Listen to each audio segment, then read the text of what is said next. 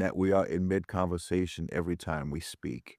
And I think I want to start there today with something that feels like it's woven through all that you do and all that you are, something that doesn't necessarily have a beginning or an end.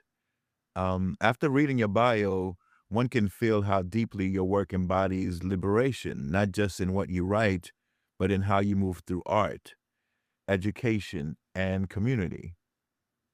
I wanted to ask you, how do you see poetry itself as a liberatory practice of sorts?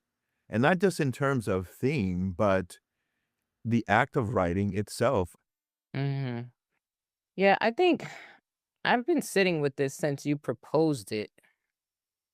I think you know already that I've been dealing with this I'm not dealing with it anymore, but this kind of tension between what happens publicly and what happens with you and the page or with you and the people you gather writing on the page.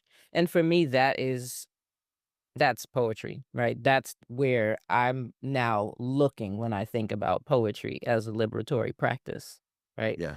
So I think just having a space where you can be honest with yourself, because I'm just going Mm. to start with the self. I'm not going to start with anything that you put on a book. I'm not going to start with anything that you do on a stage.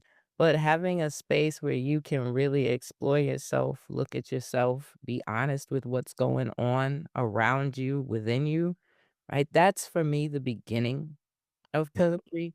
This space where you can be vulnerable, right? I'm really talking about journal writing, which might lead you to write some poems, okay? Yeah. But I'm talking about the relationship between us and the page. And I think it's liberatory to have any space to just be no holds barred, honest, okay? Because so much out here is about what you put up, what you put on, what you show in public, you know?